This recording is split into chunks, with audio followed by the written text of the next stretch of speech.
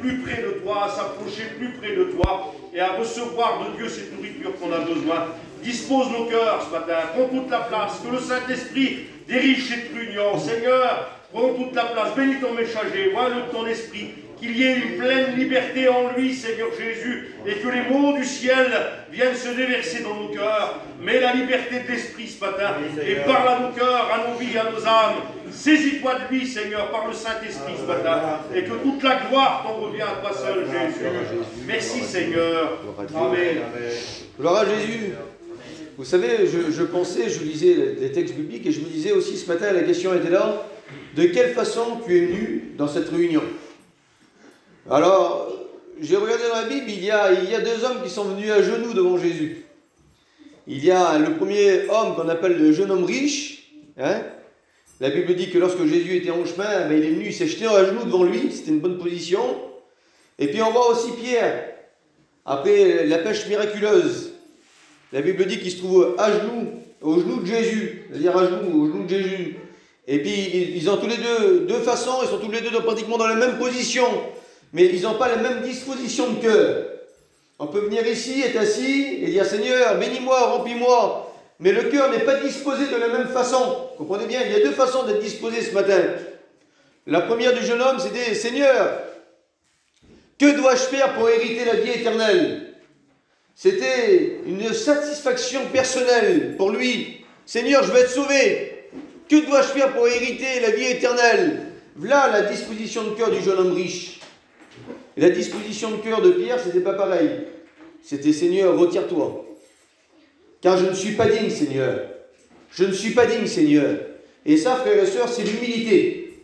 C'est pas Seigneur pour moi, non, c'est l'humilité, rempli d'humilité. Seigneur, je suis pas digne. Il reconnaissait son état n'était pas bon, il était vrai avec Dieu. Et par rapport qu'il était vrai avec Dieu, écoutez, là, il repartit tout triste parce qu'il n'était pas vrai, il était simplement dans la satisfaction personnelle. Il dit, le Seigneur lui donne la solution, attention, tu connais les commandements, jeune homme riche, oui, je connais. Tu feras pas ça, tu feras comme ça. Il dit, oui, je connais les 10 commandements, je les connais depuis que je suis jeune. Hein, on a l'impression de tout connaître et de tout savoir. Mais pourtant, la Bible dit qu'il repart tout triste parce que la Bible dit qu'il avait des grands biens. Il dit, prends tes biens, distribue-les aux pauvres. Il connaissait le Seigneur, il savait où appuyer. Il savait à quel endroit appuyer pour que ça le touche. Il aurait peut-être parlé d'autre chose, il l'aurait fait, le jeune homme riche. Mais il y a des choses qu'on y tient, on ne veut pas enlever, on ne veut pas toucher. Et quand le Seigneur il touche, eh ben, on ne veut pas. Alors qu'est-ce qu'on fait? On préfère les garder. Avoir l'apparence, être dans la bonne position, parler à la bonne personne et repartir tout triste. Que j'espère que pour toi, c'est pas comme ça ce matin. Tu es dans la bonne position, hein, tu es dans le bon endroit avec la bonne personne qui est le Saint-Esprit, qui est Jésus le Fils et Dieu le Père. Ici, il y a ces trois personnes. Que tu ne repars pas comme ce jeune homme, parce que la parole de Dieu va appuyer peut-être parce que ça fait mal, ou les choses que tu aimes bien plutôt. Et toi, tu vas dire non, moi j'aime trop ça. Et puis l'autre homme, non, il a dit, eh ben, Seigneur, il était là, il dit Seigneur, je ne suis pas digne, retire-toi de moi. Et à cause de ça, à cause que son cœur était rempli d'humilité et de vérité, la Bible dit, il dit, Pierre, tu vois Pierre, tu étais un pêcheur de poissons jusqu'à là. Tu avais une entreprise avec ton frère, tu étais associé, oui. Ben c'est terminé pour toi Pierre ça. Parce que tu es rempli d'humilité, que tu préfères m'obéir plutôt qu'autre chose. Alors voilà Pierre, tu ne seras plus un pêcheur de poissons, tu seras un pêcheur d'hommes. Et à ce moment-là, Pierre a été appelé au service de Dieu. Parce que son cœur était rempli, son cœur était vrai. Dans la même position tous les deux, mais pas à la même façon de partir. Parce que l'un a parti tout triste et l'autre est parti avec Jésus.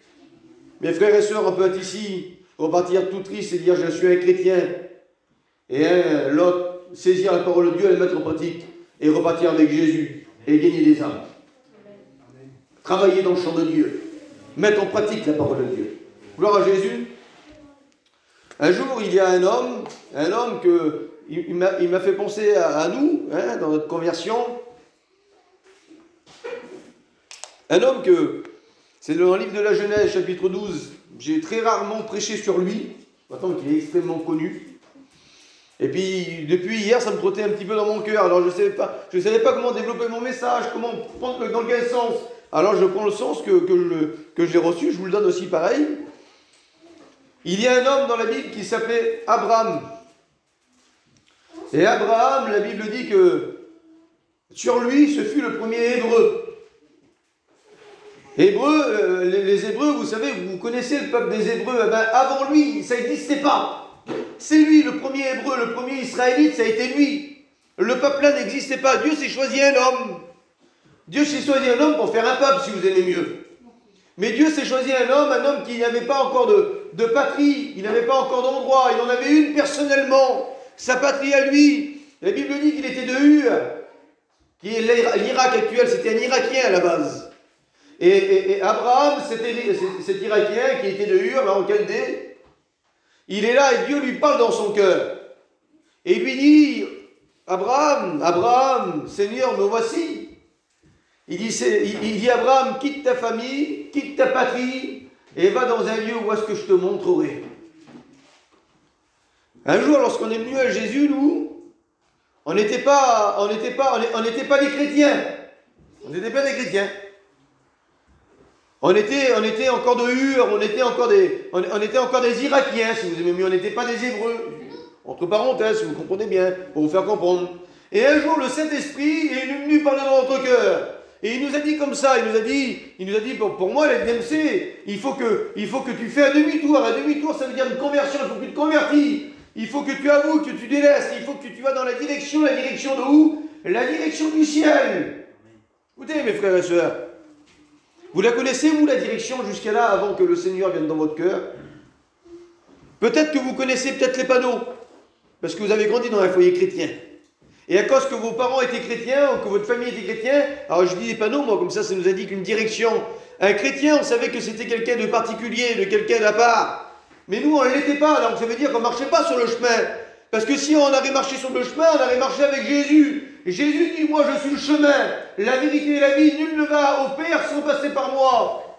Et avant cela, on ne connaissait pas le chemin, nous. On voyait des panneaux, on voyait des étiquettes, on ne marchait pas avec lui. Vous comprenez bien? Et puis un jour, Dieu, le Saint-Esprit, est venu nous convaincre dans nos cœurs. Et puis il nous a dit personnellement, il a dit, voilà, maintenant lève-toi et va, change de direction. La direction du monde où est-ce que tu vas, c'est pas bon pour toi. Quitte ta famille, quitte ta patrie, ça veut dire que ne regarde pas aux autres. Quand tu t'es converti à l'évangile, tu n'as pas regardé autour de toi. Tu as accepté que le salut, c'était un salut personnel. Que ce n'était pas un salut collectif. C'est pas le Niki, quand il est sauvé, il ne sauve pas automatiquement sa femme. Il faut qu'elle fasse aussi son expérience, vous comprenez bien? Il faut que c'est des expériences individuelles.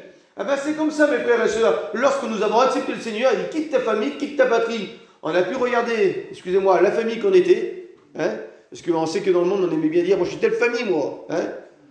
On a pu regarder à la race qu'on était, parce qu'on disait, moi je suis pas un ça ou je suis pas comme ça, je suis un comme ça, moi. Je suis un non-nous, je suis un voyageur, un yéniche, mettez ce que vous voulez. Moi je suis telle race, moi. Nous on fait pas ça. On a pu regarder à ça, on a pu regarder ni au nom, ni à la famille, et ni aux gens qui nous entouraient. Ça a été terminé, ça. On s'est dit, voilà Seigneur, je t'ai rencontré, et j'entame une marche avec toi. Où est-ce que je vais, je ne sais pas. Qu'est-ce qu'il y aura demain, je ne sais pas. Mais je sais que c'est toi, Seigneur, qui marches devant moi. Et à cause de cela, mes frères et sœurs, nous avons entamé, hein, vous comme moi, une démarche dans un endroit où est-ce qu'on n'a jamais été encore. Parce que la démarche que nous avons entreprise, mes frères et sœurs, je vous le dis, c'est le ciel. Dites pas plus à que ça. Je ne sais pas si ça vous encourage en disant ça, que votre démarche que vous avez entreprise, c'est le ciel. Moi, ça m'encourage. Ça m'encourage que je n'ai pas encore été dans ce lieu-là, mais je sais que je marche sur le bon chemin, en tout cas pour y aller. Hein, on est content quand on prend une direction, on dit que moi je suis content d'avoir arrivé. Ben là, mes frères et sœurs, c'est une direction que nous avons entreprise, mais cette direction, elle est entreprise pour pouvoir marcher jusqu'à temps qu'on rentre dans le royaume de Dieu. Nous avons entrepris cette marche, et Abraham entrepris cette marche. Et je me disais, voilà, je dis Seigneur, c'est nous dans notre vie spirituelle, et d'un seul coup, il y a un autre homme qui apparaît, on l'appelle Lot. C'est son neveu. Et dans sa démarche, quand Abraham quitte sa famille, quitte sa patrie, il va dans un endroit, et d'un seul coup, il y a un homme qui le suit, c'est son neveu, et il s'appelle Lot. D'accord? Et Lot, lui, par rapport à Abraham, n'avait pas été appelé. Il ne connaissait pas le véritable endroit où est-ce marchait. C'était Abraham qui recevait les directions de Dieu.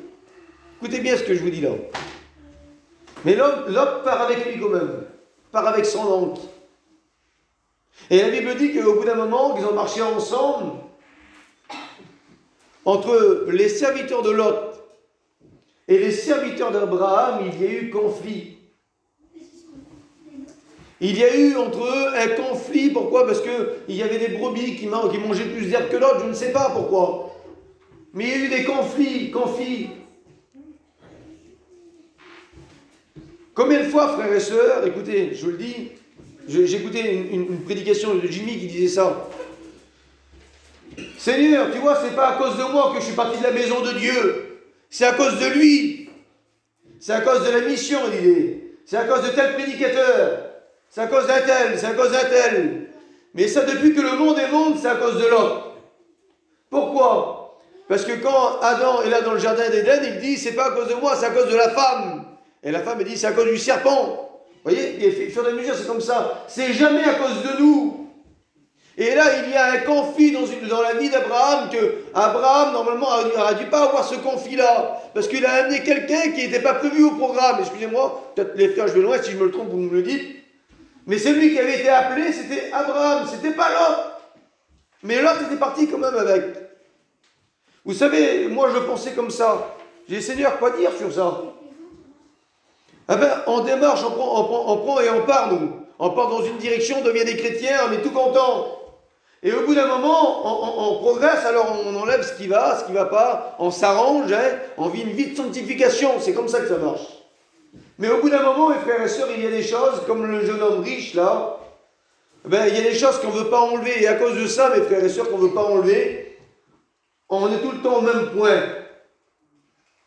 Il y a des choses qui ne sont pas au programme, il y a des choses à enlever et qu'on ne veut pas enlever. Et à cause de cela, écoutez, je dis ça moi parce que je prends son spirituel. À cause de cela, entre nous et nous, alors là, c'est bien au sens spirituel, entre nous et nous, il y a un conflit. Pourquoi? Abraham a été appelé, il représente l'esprit. Lot, je prends comme ça, mes frères, nous représente la chair, il n'a pas été appelé. Ils sont partis tous les deux dans la même direction, d'accord? Partis tous les deux dans la même direction. La Bible dit que l'esprit a des désirs contraires à la chair, ou la chair a des désirs contraires à l'esprit. Ça veut dire quoi? Ça veut dire que toi, en toi, spirituellement parlant, vous allez bien comprendre, c'est comme si vous avez un Abraham et un Lot en vous. Là, c'est bizarre de dire ça. Et puis Lot, lui, qui n'a pas été appelé, désire les choses qui sont terre à terre. Et Abraham, lui, qui a été appelé de Dieu, à la destination, c'est le ciel. D'accord? Et au bout d'un moment, moi, je vous disais comme ça, alors c'est un peu bizarre ce que je vais vous dire là, mais je me disais comme ça, quand j'ai pris l'image au niveau spirituel, il y a des brebis là, les brebis de Lot et les brebis d'Abraham. Hein? Et puis il y en a qui mangent, il y en a qui mangent moins peut-être. Et je me disais comme ça spirituellement parlant, moi, que c'est celle qui mange le plus qui grossira le plus. C'est vrai ou pas? Je ne me trompe pas en disant ça. C'est les brebis qui mangent le plus qui grossira le plus. Ce qui veut dire, frères et sœurs, que si on nourrit plus la chair que l'esprit, la chair prendra le dessus surtout. Mais que si c'est l'esprit qui est plus nourri que la chair, on vivra selon l'esprit. Mais ça, c'est nous et nous, vous comprenez bien? Si j'essaie de vous faire montrer, c'est un cadre, je pense, spirituel. C'est selon ce que tu nourriras le plus. Où sera ton cœur? Là aussi sera ton trésor, la Bible dit.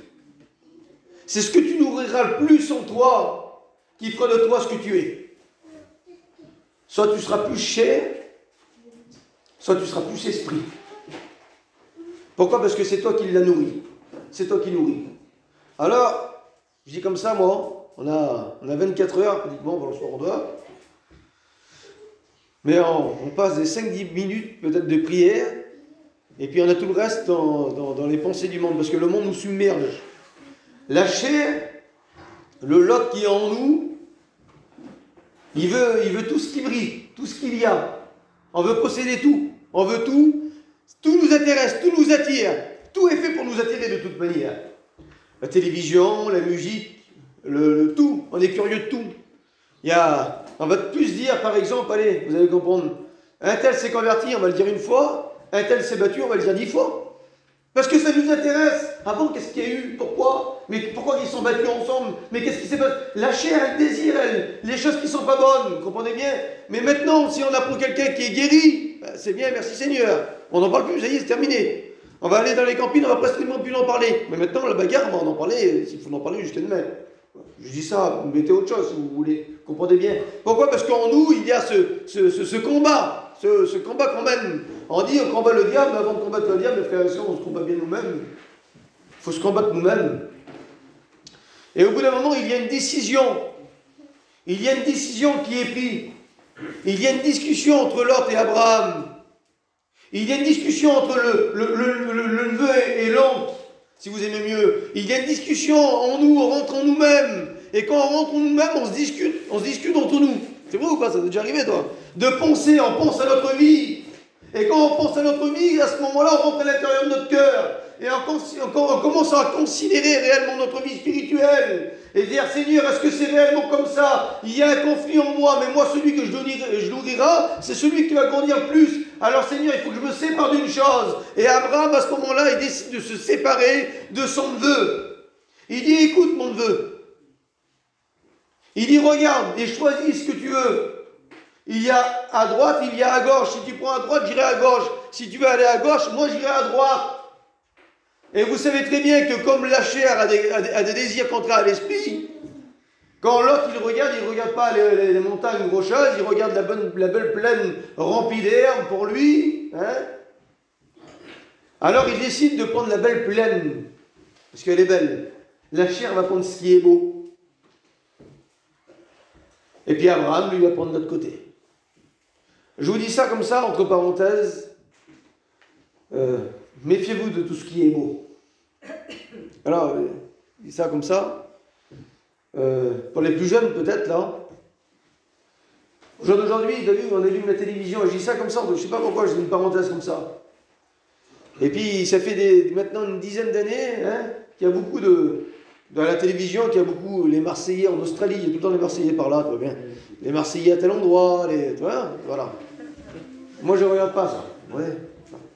Et puis, c'est des choses qu'on a tendance à se mettre devant pour se passer une heure. Hein? Ils se battent, c'est tous des scénarios. C'est tous des scénarios en vrai. Ils se battent, c'est pour faire de l'audimat, pour faire de la croissance au niveau télévisuel. Et puis là, récemment, il y a une semaine, je ne sais pas pourquoi je dis ça dans ma prédication, mais je le dis. Il y a une petite semaine à l'arrière, il y a une révélation qui s'est faite.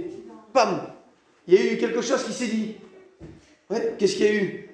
Ben, la petite Rati qui était dedans, là, elle téléphonait à des magiciens, à des vaudous, pour maudire celui qui était avec lui, pour maudire les frères, pour maudire son copain qui était à côté d'elle, son petit ami, maudire les enfants, parce qu'elle était jalouse pour qu'elle soit tout le temps la numéro 1. Donc elle a payé pour maudire. Alors je dis ça comme ça, entre parenthèses. Nous, on disait, c'est rien, il est rigolant, il s'amusant, c'est des copains, nanana. Mais derrière, c'est tout l'œuvre du diable. Et là, le diable a dévoilé, on dirait que ça passe incognito. Mais il a envoyé un voile, mes frères et sœurs, sur ce qui se passe à la télévision. C'est ce qu'on appelle la télé-réalité. Alors, je dis ça comme ça, moi. Quand on se met bien devant, puis qu'on regarde des heures, je parle pour les plus jeunes, je ne pense pas pour les mamies, non, c'est impossible, ça. Pour les plus jeunes. Ils se mettent devant pendant des heures. Regarde aussi, il me dit, Médix, pendant des heures. Écoutez, mes frères et sœurs, important de dire ça, je dis ça comme ça. Mais cette petite règle-là faisait de la magie contre l'autre. Faisait de la magie contre son copain à côté. Sur les enfants, faisait de la magie. Demandez qu'un maudisse. Faites bien attention, quand l'autre, lui, il a regardé la chose qui était belle. Et ça l'a attiré, l'autre. Et la direction de l'autre, c'était les portes de Sodome et Gomorrhe. Et lorsque l'autre est parti, on aurait pu dire, pourtant, Abraham, il avait donné peut-être des bons conseils, il avait marché, ils allaient dans une direction tous les deux, malgré qu'il n'était pas appelé. Ben, mes frères et sœurs, lorsqu'il avait choisi, écoutez bien, c'est ça, en fait, je vous donne la direction. La direction, si vous choisissez de prendre la plaine qui est verte et qui est belle, va vous attirer sur des endroits, vous allez dire, mais moi je ne suis pas là, je ne suis pas rentré en Sodome et Gomorrhe, je n'appartiens pas à Sodome et Gomorrhe, je suis aux portes. Il y a des gens qui vivent, écoutez, dans une vie spirituelle et sans juger, sans pointer du doigt, mais qui sont aux portes aux portes de Sodome et Gomorrhe. On prend la direction qui nous plaît, on fait ce qu'on veut. Je fais ce que je veux dans ma vie spirituelle. La plaine est belle, la plaine est pour moi certainement bonne. Mais écoutez, n'oubliez pas que dans le jardin d'Éden, pareil, lorsque le diable montre l'arbre, il dit regarde comme le fruit est beau et regarde comme il est bon. Elle n'en avait pas encore goûté, elle disait qu'il était bon. Ben mes frères et sœurs, c'est pas tout ce qui est beau qui est bon, parce que ça vous amène loin de la volonté de Dieu. Mais Dieu veut que tu restes dans des endroits où est-ce que Dieu veut te diriger.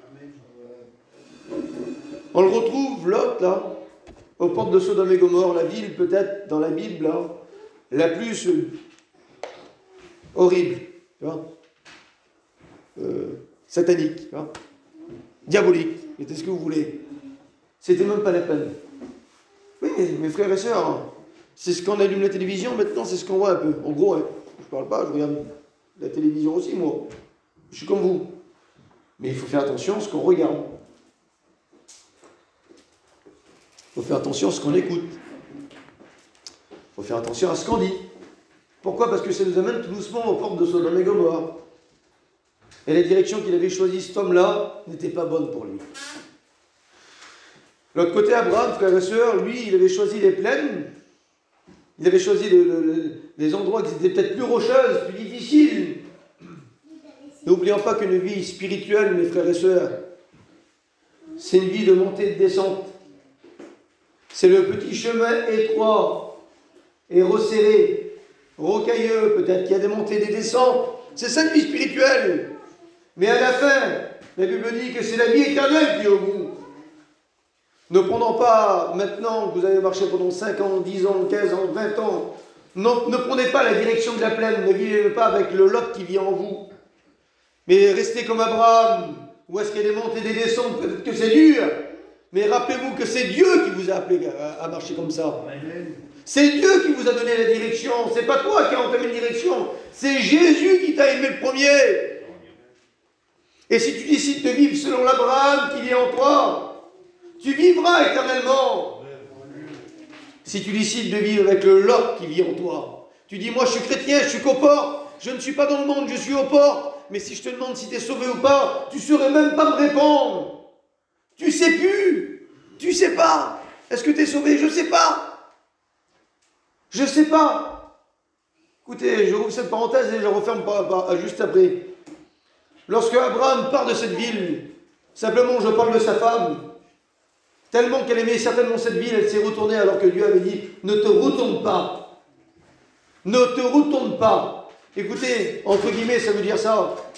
Il y a des gens parmi nous qui vivent que selon le passé. Tu vois, si j'aurais pas été chrétien, moi, j'aurais été comme ça. Tu vois, si j'aurais pas été chrétien, je m'aurais pas laissé parler comme ça. Tu vois, si j'aurais été chrétien, moi, j'ai buvé une bouteille, ça me faisait rien quand j'étais pas chrétien. C'est pas de verre qui va me faire quelque chose. Tu vois, quand j'étais pas chrétien, tu regardes que derrière là-bas. Et à la force de regarder derrière, tu deviens comme la femme de Lot, qui est devenue une statue de sel. Tu deviens une statue, tu n'avances pas, tu n'avances plus. Parce que tu regardes tout le temps ton toit de derrière. Alors que la Bible dit de regarder le toit de toi, là, derrière, là, comme de la boue. Le toit d'avant, t'étais rien, excusez-moi, je le dis moi. T'étais rien. Tu valais rien, excusez-moi, je n'ai pas envie de vous forcer, mais tu valais rien. Oui. Et puis personne ne misait sur toi, enfin, en plus. Et toi tu misais sur toi tu voulais, tu étais grand, tu étais beau, tu étais musclé, tu étais bien peigné, mais dans ton cœur c'était rempli de boue. Tout était de la boue, tout était éphémère, tout était un malheureux. Rappelle-toi que quand tu te couchais le soir, que tu pleurais, que tu ne savais plus rien, et bien d'un coup le Seigneur s'est montré à toi, s'est révélé à toi. Et personne ne misait sur toi, mais Dieu a misé lui. Il a tellement misé qu'il a donné son fils pour toi. Et à cause qu'il a misé, qu'il a donné son fils, alors il t'a lavé. Il a arrangé le terrain. Il a arraché les herbes. Il n'a pas masqué les herbes. Il n'a pas pilé dessus. Il ne les a pas aplatis. Il a arraché. Mon frère, ma soeur, dis-toi bien que le Seigneur n'a pas venu masquer, maquiller ton péché. Il est venu ôter ton péché. Arracher. Il l'a acheté. Il ne s'en souvient plus. Terminé. Et toi, tu regardes encore derrière, là. Tu vis encore derrière. Tu vis en regardant derrière. Comme la femme de Lot, une statue. Alors tu dis, je ne suis pas dans le Sodome et Gomorrhe, je suis chrétien, et puis je vis où? Je vis soit dans le passé, sois à la porte, mais tu ne vis pas dans le chemin que Dieu t'a appelé. Et pourtant, ce matin, son jugement, son pointer du doigt, je le prends pour moi, je le prendrai aussi pour vous. Le Seigneur me demande à moi d'être un Abraham. Le Seigneur me dit, DMC, sois un Abraham, vis avec l'Abraham qui vit en toi. Ne vis pas avec Lot qui est trop près de la frontière du monde. Non, n'y va pas. Va dans les petits chemins et avance. Je t'ai fait une promesse. On a reçu une promesse de Dieu. Vous avez reçu la promesse de Dieu. La promesse de Dieu, c'est quoi? Premièrement, il lui dit, le Seigneur, quitte ta famille, quitte ta patrie, et va dans un lieu où est-ce que je te montrerai. C'est la possession d'un pays, la promesse de Dieu. Et il dit aussi cela, et la promesse de Dieu, il dit qu'il bénirait la descendance d'Abraham. Il dit, regarde les étoiles et compte-les si tu le peux. Il dit, regarde le sable de la mer. Et essaie de le compter aussi si tu le peux. Impossible, mes frères et sœurs. Il dit à Abraham, ta descendance sera plus nombreuse que ça. Abraham, il n'avait pas d'enfant. Écoutez, il n'avait pas d'enfant. C'était une promesse qu'il n'avait pas. C'était une promesse qui n'existait pas visuellement. Il fallait réellement qu'il s'accroche à la promesse de Dieu. Est-ce que tu n'as pas reçu des promesses de Dieu dans ton cœur? Et qu'au jour d'aujourd'hui, tu ne les as toujours pas vues, et que tu te dis, Seigneur, je ne les ai pas vues, alors c'est un peu dur là. Oui, mais est-ce que Abraham, lui, a douté? Ben écoutez, je vous le dis, j'ai envie de dire oui. Pourquoi? Parce qu'il était qu'un homme. Il a devancé, parce qu'il a eu un enfant avec Agar. C'était pas avec Agar, c'était avec Sarah, sa femme, normalement, la descendance. Comprenez bien, il a voulu devancer, on veut devancer nous. On est impatient, on veut tout de suite, tout maintenant. Dieu t'a appelé, Dieu t'a fait une promesse, mais on s'accroche à la promesse, mais on veut tout de suite nous. Savez-vous que le temps de l'homme n'est pas le temps de Dieu, et que le temps de Dieu n'est pas le temps de l'homme, et que Dieu fait ce qu'il veut en son temps, parce que c'est lui le maître, c'est lui le créateur, c'est lui le patron. C'est lui, mes frères et sœurs. Et nous, on devance, on dit, Seigneur, pourquoi, Seigneur, pourquoi? On fait que bien essayer de devancer. Il a devancé aussi, lui. Il a dit, elle a été, sa femme, elle lui a dit, moi, je suis trop vieille, j'approche des 100 ans, Abraham. Ça va plus? Regarde Agar comme elle est belle. Et on revient encore, pareil. Ce qu'il a regardé, c'était la belle Agar. La servante égyptienne qui était la servante de sa femme. Et la Bible dit qu'il a eu Ismaël avec. Il a eu un enfant. Mais ce n'était pas l'enfant de la promesse. L'enfant de la promesse, c'était Isaac, mes frères et sœurs. C'était pas Ismaël. On est tellement impatients qu'on fait des choses nous disant que c'est la volonté de Dieu, c'est la volonté de Dieu. Mais ce n'était pas encore la volonté de Dieu. Et à cause qu'on ne fait pas la volonté de Dieu, qu'on veut devancer la volonté de Dieu, on fait les choses de travers. Et voilà ce qu'il a fait une chose de travers. La Bible dit qu'au bout d'un moment, hein, la promesse de Dieu, ce que Dieu dit, écoutez, ce que Dieu dit, c'est vrai. Croyez ou pas? Pas Dieu. Oui ou non? Derrière, là, vous croyez? Ce que Dieu dit, c'est vrai. Est-ce que Dieu, excusez-moi, pardonne-moi Seigneur, mais est-ce que Dieu est un menteur? Non. Dieu, ce qu'il dit, c'est vrai. Et il lui a dit, tu auras une descendance qui sera plus nombreuse que les étoiles, plus nombreuse que le sable. Ça sera ta descendance avec ta femme Sarah qui est là. Promesse de Dieu, accomplissement, Isaac est né. Quelle beauté. Oui, mais maintenant, il y avait l'Ismaël qui était là. Et l'Ismaël, ce n'est pas l'enfant de la promesse, mes frères et sœurs. C'était quand même gênant. Entre guillemets, comme ça, je le dis, encore au jour d'aujourd'hui, le peuple d'Israël en souffre. À cause de ça. Avec les conflits israélo-palestiniens. On est des descendants d'Abraham, Ismaël. Et les autres, on est des descendants d'Abraham, le peuple hébreu. Et puis maintenant, ils se battent encore pour la terre d'Israël, là. C'est des frères ensemble. Comprenez bien. Mes frères et sœurs, ce que Dieu nous donne, je disais comme ça, je pensais comme ça tout à l'heure sur ma chaise. Au bout d'un moment, il faut qu'il y ait une séparation, il faut encore enlever, il faut encore ôter comme il avait fait avec Lot. Il faut encore ôter. Il faut encore enlever. Et voilà ce que Abraham a dû faire. Au bout d'un moment, il a renvoyé la femme avec Ismaël, son fils. Il les a fait partir. Pourquoi? Parce que la servante commençait à prendre le pouvoir sur la maîtresse. Elle était là en concurrence, à se moquer, à ricaner d'elle, comprenez que ça n'allait plus après dans le foyer là. Au bout d'un moment, lorsque ça va plus dans le foyer, il faut faire une séparation. Encore un coup. Il s'est séparé de l'autre. Et là aussi, pareil, il fait partir la chose qui n'était pas de Dieu, excusez-moi d'expression, mais qui n'était pas, si vous aimez mieux, prévu pour lui, qui n'était pas au programme. N'essayez pas de devancer le programme de Dieu. Laissez faire le Seigneur. Ne soyez pas attristés, ne soyez pas tout tristes, non. Accrochez-vous à la promesse de Dieu. Priez pour ça, jeûnez pour ça, mais restez en confiance pour Dieu. Ne devancez pas, n'essayez pas de faire de vous-même. Ne combattez pas avec votre propre chair, votre propre force. Parce que mes frères et sœurs, vous allez être, excusez-moi, vous êtes touchés, blessés. Combattez avec les armes de Dieu, car c'est des armes spirituelles. Et là, vous serez victorieux. Il faut séparer encore. Alors il repart, il refait partir cette femme-là, avec le petit enfant. Et puis au bout d'un moment, il a la promesse, elle est là sa promesse. C'est son petit enfant, c'est Isaac qui est là. Et Isaac grandit. Une vie chrétienne qui grandit en nous. Une vie spirituelle qui grandit en nous. On apprend des choses qu'on ne connaissait pas. Écoutez, avant d'être parent, on ne sait pas c'est quoi d'être parent, nous. Oui ou non? On ne sait pas.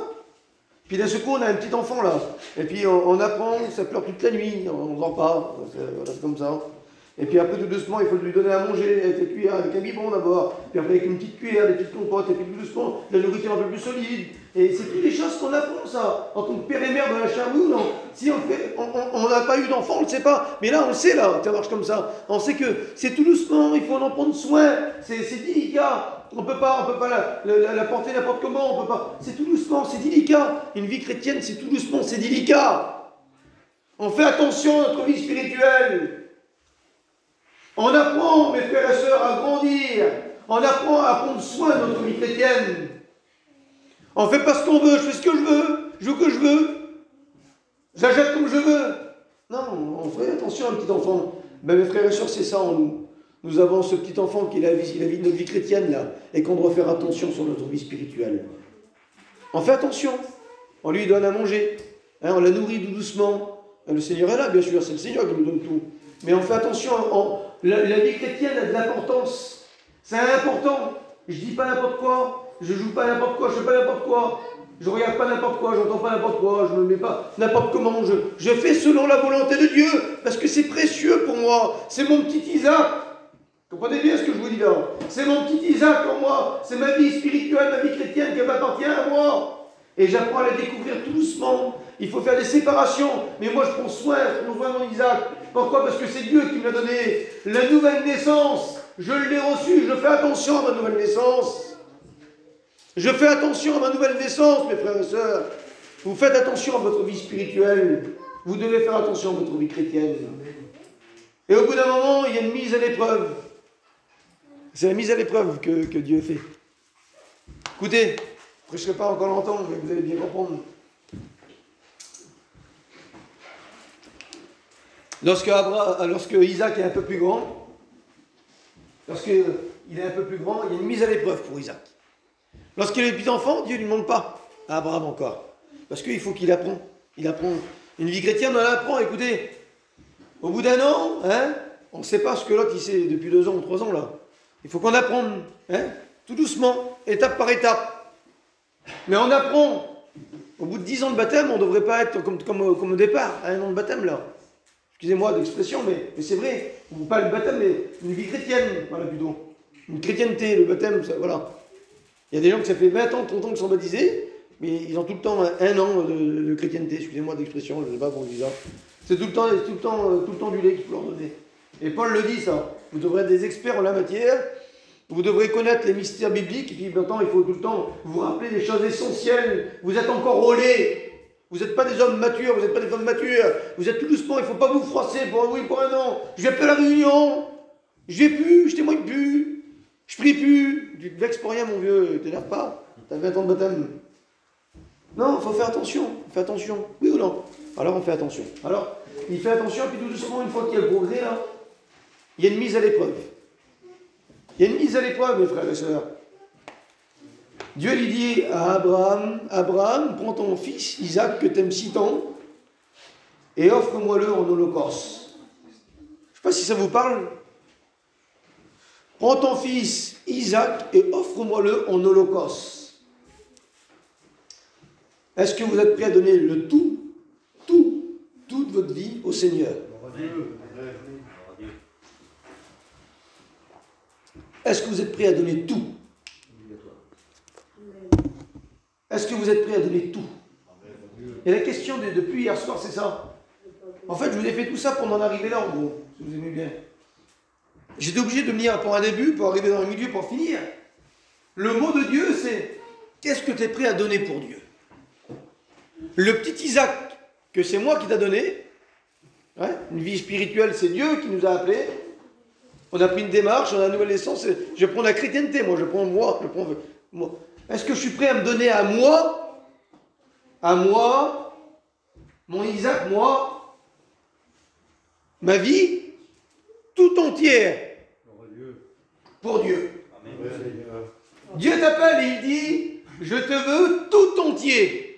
Et il faut que tu vas dans un endroit précis, pas n'importe où. C'est moi qui t'envoie dans cet endroit et il faut que tu me donnes ta vie tout entière. Il faut que tu partes ton foyer là. Il faut que tu laisses ton troupeau, ton bétail, je sais pas. Il faut que tu laisses tes affaires qui sont là pour t'occuper de mes affaires parce que c'est moi qui t'appelle. Isaac, tu ne l'avais pas, c'est moi qui t'a donné. Mais maintenant, je veux te le reprendre. Viens. Et là, la Bible dit que Dieu appela Abraham à vivre une épreuve. On n'aime pas trop les épreuves, nous. On aime bien quand tout va dans la descente. Mais lorsqu'il y a des montées, c'est plus dur. Mais pourtant, Dieu nous appelle à monter. Dieu nous appelle à aller avec lui. Et la Bible dit qu'il part avec du bois, il part avec un couteau pour apporter son fils unique, excusez-moi, selon la promesse de Dieu. Celui que Dieu lui avait donné, l'accomplissement de la promesse, la descendance. Il dit, il faut que tu prennes et que tu me donnes le meilleur toi-même. Il faut que tu me donnes tout ce que tu possèdes. Mais qu'est-ce que Abraham, excusez-moi d'expression, mais qu'est-ce qu'il s'en foutait, lui, de son bétail? Quel qu'il s'en foutait de ses serviteurs? Le plus important pour lui, c'était son fils. Le plus important pour vous, écoutez, excusez-moi de te dire ça, mais ce n'est pas les choses qui nous entourent. Le plus important, c'est ta vie chrétienne. C'est ce qui doit primer avant tout. Et la Bible dit qu'il part pour offrir son fils. Et la Bible dit qu'il marcha pendant 3 jours. Il va avant le mont Moria, ou le mont Morija, selon les traductions. Et c'est là que Dieu veut qu'il y a le sacrifice d'Isaac, l'épreuve. Un mont, vous savez comment c'est, hein? C'est une montagne. Il faut la gravir, un mont, c'est une montagne. Il dit aux 2 serviteurs qui sont là, c'est bon, laissez-nous, moi et l'enfant, nous allons monter pour adorer Dieu. Nous allons aller pour adorer Dieu. Et puis en chemin, en montant, écoutez, imaginez-vous la flèche dans le cœur que ça doit faire. Le jeune garçon, il est là, puis il marche, et il dit à son père comme ça, il dit au papa, nous avons le bois qui est là, nous avons le couteau, mais où est le sacrifice? Où est le sacrifice? Et là, dans la foi, c'est pour ça qu'on l'appelle le père de la foi. Dans sa foi en lui-même, il pensait, écoutez, c'est une pensée hébraïque comme ça. Il pensait que comme c'était le sacrifice de son fils, il pensait de le tuer et que le Seigneur l'allait ressusciter. C'était sa pensée à lui. En bas, il marchait avec cette pensée-là, mais il dit Dieu pourvoira, Dieu pourvoira, le Dieu pourvoira, le Seigneur pourvoira. C'était sa pensée, lui, il pensait qu'elle allait être comme ça. Mais le jeune garçon qui devait suivre, imaginez-vous, il avait attendu, il avait eu je crois qu'il avait entre 100 et 105 ans, je crois, un truc comme ça. Il l'avait eu, c'était son fils qui était là. Je ne sais pas, mettez-vous à votre place, vous. Si le Seigneur vous demande, Tu aimes ce que tu as de plus précieux là, puis donne-moi-le. Est-ce que tu es prêt à tout donner à Dieu? Est-ce que tu es prêt à tout donner pour Jésus? Est-ce que tu es prêt à tout donner, tout abandonner pour lui? On est en vie, au jour d'aujourd'hui, écoutez, dans une vie de confort. Je le dis comme ça, janvier, février, mars, c'est un endroit parce que c'est bien, etc. Mettez tous les... Hein. Là-bas, c'est bien pour le travail, là-bas, c'est bien parce qu'on est au chaud dans la maison, là-bas, c'est bien parce qu'il y a le soleil à Marseille, hein. L'été, il y a la mer, mais l'hiver, il y a la neige. On vit comme ça. Mais est-ce que Dieu nous a demandé d'aller là? Est-ce qu'on se met à part et quand Dieu nous donne une direction, est-ce que c'est la direction de Dieu? Hein? Il faut que tu restes à Pouilly parce que tu es dans ta maison au chaud. Non, charité, non. Dieu veut pas. Dieu te demande une direction. Dieu veut que tu te détaches. Restez ici. Restez en bas, les serviteurs. Moi et l'enfant, nous allons monter. C'est entre toi et toi. Et entre toi et toi, Dieu t'appelle. Dieu t'appelle quoi? À donner tout entier. Amen. À donner ce qui est de meilleur. À donner ce qui est de meilleur. Écoutez. Ne pas regarder aux choses qui nous entourent. Je ne prends pas mon auto, il va avoir trop de kilomètres. Il faut faire la réunion 150 km. On va voir, je ne pourrai plus la vendre. On va vendre d'une 5, on va 1003. On va 200 €. On ne veut pas se servir de nos affaires. On met rien à la disposition de Dieu. Mais Dieu veut tout. Que ce soit écoutez, que ce soit du plus petit au plus grande chose qui est dans ton foyer, Dieu veut tout. Vous regardez? Que ce soit la pièce de 5 centimes, comme le billet de 300 € dans le placard, n'existe pas, on le billet de 300 € dans le placard, Dieu veut tout. Mais Dieu ne veut pas que ça. Il veut les choses matérielles et les choses entre toi et toi. Et là, quand le Dieu te parle entre toi et toi, alors tu mets tout en pratique. Dieu veut tout de toi. Alors il marche. Il a les choses matérielles, il a le bois, il a le couteau, et il sait que l'Holocauste, c'est le jeune enfant, c'est lui. Donc il y va avec tout. Il y va avec tout. Il monte, c'est dur à monter. Et il arrive sur le mont Moria. Et lorsqu'il arrive ici, écoutez, frères et sœurs, la signification, je le disais hier, je l'ai appris en le disant, sinon je ne le dirai pas. Mais le mont Moria, ça se divise. Alors Morija sur la traduction, mais Moria, ça se divise en deux. C'est M-O-R, ça fait mort. Et mort, c'est une racine qui veut dire. Alors écoutez, ça veut dire échanger contre, ça veut dire. En hébreu, selon la racine hébraïque, ça veut dire échanger contre. Et le mot Aï-Véa, hein, c'est les mêmes lettres qui fait le nom de Dieu. Ça veut dire l'éternel. Ça veut dire que sur le mont Moria veut dire l'éternel a changé. Ou l'éternel échange. Dans la pensée d'Abraham, c'était lui qui allait donner, mais par rapport qu'il a été disponible pour donner, qu'il n'a pas refusé de donner de tout ce qu'il avait, c'est Dieu qui donne. C'est Dieu qui donne. Il a échangé, mais il veut voir où est-ce que tu es capable d'aller. Il veut voir si tu es capable de tout donner, ou si tu veux faire 10% là et 90% pour Dieu. C'est pas ça, non, c'est 100%. Seigneur, je donne tout à 100%. Oui, pourquoi? Parce que au bout d'un moment, ce que toi tu viens avec tes 100%, je vais t'en donner 200%. C'est moi qui donne. Dieu veut changer. Dieu veut changer. Il change, mais quand il change, ben, la Bible dit que à ce moment-là, quand il veut sacrifier l'enfant, l'ange de l'Éternel lui dit, ne porte pas la main sur l'enfant. J'échange. Regarde ici. Il y a déjà l'Holocauste qui est tout préparé. La Bible dit qu'il y avait un bouc. Il était là dans la buisson, il était pris par ses cornes, il était là, prêt à être sacrifié. Et la Bible dit que lui et l'enfant ont sacrifié. Je dis ça comme ça, mes frères et sœurs. Nous avons des pensées, et Dieu met des choses dans notre cœur. Mais si on s'abandonne, si on fait des choses qu'on n'a jamais fait, si on fait des choses qu'on n'a jamais fait, on verra des choses qu'on n'a jamais vues. Amen. Si on dit, Seigneur, je ne l'ai jamais fait, mais je veux le faire, vous verrez des choses que vous n'avez jamais vues. Alors, qu'est-ce qu'il faut faire? Écoutez, dans cette manière, et j'arrête. Dieu veut cela de nous. C'est qu'on se donne tout entier. Amen. Il y a je dis comme ça, il y a deux personnes en nous. Il y a la personne qui s'appelle Abraham et la personne qui s'appelle Lot. Lot désire les choses du monde, Abraham désire les choses spirituelles parce qu'il a reçu de la part de Dieu. Et il faut qu'il y ait une séparation. Comme il y a eu une séparation avec Ismaël, la promesse c'était Isaac. Et je le dis simplement pour ça. Avec Isaac, qu'est-ce qu'on fait? On fait grandir Isaac. Isaac grandit, s'épanouit. Et à cause qu'on lui donne tout à Dieu, Dieu nous donne tout en abondance. On va prier le Seigneur ensemble. Amen. Gloire à Jésus. Merci à Dieu. Merci Seigneur pour ta parole.